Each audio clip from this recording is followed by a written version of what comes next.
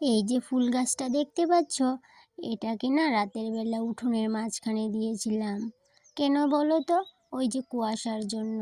ভাবলাম কি রাতের বেলা যদি কুয়াশায় দিয়ে রাখি গাছটা, তাহলে কিন্তু অনেকটাই সতেজ থাকবে। সেই জন্য রাতের বেলা গাছটাকে কুয়াশায় দিয়ে দিলাম।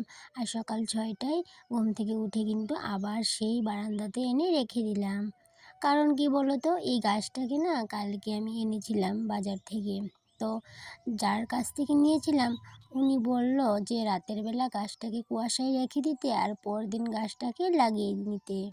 তো সকালবেলা গাছটাকে এনে রেখে দিয়েছিলাম, তারপর এই যে সারাদিনের কাজকর্ম সারলাম। এবার বিকেলবেলাটাই কিন্তু গাছটাকে লাগিয়ে নেব। তার মাঝখানে কি হয়েছে বলো তো, এই গাছটা লাগাবো বলে দুটো প্লাস্টিকের টব নিয়েছিলাম। তো প্লাস্টিকের টব তো একটাতে লাগাবো আর একটাতে এমনি নিয়েছিলাম। তখন মনে পড়লো আমাদের বাড়ির রাস্তার পাশে এরকম যে হোয়াইট এরাইব গাছ আছে। তো ভাবলাম ওই যে হোয়াইট এরাইব গাছটাকে একটা লাগিয়ে নেই। আমার কিন্তু অনেক দিনের ইচ্ছে ছিল এই গাছটাকে এনে লাগিয়ে দেব। তো বাড়িতে টব না থাকার কারণে কিন্তু লাগানো হয়নি। আর আজকে যেহেতু 2টা টব কিনে আনা হয়েছে, সেহেতু কিন্তু ওই এরাইব গাছটাও কিন্তু আমি নিয়ে আসলাম। আর এই এরাইব গাছটাকেও কিন্তু আমি লাগিয়ে নেব। আরও অনেকগুলো চারা ছিল সেখানে, সেগুলো ছিল একটু ছোটো। সেই জন্য সবচেয়ে বড় যে এরাইব গাছটা, সেটাকেই আমি নিয়ে আসলাম। আর বাকি আরও কিছু রয়েছে ওইখানটায়। আমি ভাবলাম কি আরও যখন টব আনবো কিনে, তখন এনে লাগিয়ে নেব। কিছুদিন ধরেই না এই যে প্ল্যান্ট বলো, ফ্লাওয়ার প্ল্যান্ট বলো, যে কোনো প্ল্যান্ট বলো না কেন, আমার না ইচ্ছে করছে খুব সুন্দর করে একটা বাগান তৈরি করি। তো বাগান তৈরি করার জন্য প্রথমে আমি প্রাথমিক অবস্থায় কয়েকটা প্ল্যান্ট লাগিয়েছিলাম। দেখলাম কি খুব সুন্দর হয়েছিল প্ল্যান্টগুলা। তো 2-একটা প্ল্যান্ট যখন খুব ভালোই হলো, তখন কিন্তু মনের মধ্যে একটা সাহস চলে এসেছে যে এবার কিন্তু আমি আস্তে আস্তে করে বাগানটা তৈরি করে নিতে পারবো। তো দেখি কতটুকু কী করতে পারি, সেই জন্য একটা একটা করে আমি প্ল্যান্টগুলা লাগিয়ে নিচ্ছি টব এনে।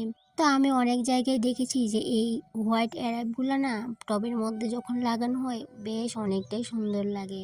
তো যেহেতু আমার বাড়ির সামনেই এগুলো আগাছার মতো উঠেছিল, তো সেখান থেকে একটা এনে আমি লাগিয়ে নিলাম। আর অনেকগুলো অ্যারাব আছে, কী কালার বলো তো, ওই যে পাতাগুলোর মাঝখানটায় পিঙ্ক কালারের মতো, ওইগুলোও কিন্তু বেশ সুন্দর লাগে দেখতে। তো ওইগুলোও কিন্তু আমি রাস্তার পাশে দেখেছিলাম। ওইটা দেখেছিলাম আমার বাবার বাড়ি যেতে রাস্তার মাঝখানে পড়ে। তো ভাবলাম যে আরেকদিন যখন যাব তখন কিন্তু সেখান থেকে ওই এরাব গাছটাও নিয়ে আসবো। তো এমনিতে পেয়ে গেলে ক্ষতি কি, সব গাছই যদি এমনিতেই পেয়ে যেতাম অনেকটাই ভালো হতো, কিন্তু এমনিতে তো আর সব গাছ পাবো না। তাই জন্য কিছু কিছু গাছ কিন্তু আমাকে কিনেই আনতে হবে। আর এদিকটাই দেখো, এই এরাব গাছটার মধ্যে অনেকটাই নোংরা ছিল যখন আমি গাছটাকে তুলে এনেছিলাম। এবার কি হয়েছে বলো তো, আমি পাতাগুলোকে না অনেক সুন্দর করে ধুয়ে নিয়েছি, তারপরে কিন্তু বেশ ভালোই লাগছিল গাছটাকে। আর এবার দেখো আমার বারান্দার লুকটাই কিন্তু একদম সম্পূর্ণ চেঞ্জ হয়ে গেল। আর এই ফ্লাওয়ার প্ল্যান্টটা না কালকে আমি বাজার থেকে নিয়ে এসেছিলাম 60 টাকা খরচ করে। এই যে 60 টাকা খরচ করে আমি যে গাছটাকে নিয়ে আসলাম, দেখো আমার পুরো বারান্দার লুকটাই চেঞ্জ হয়ে গেল।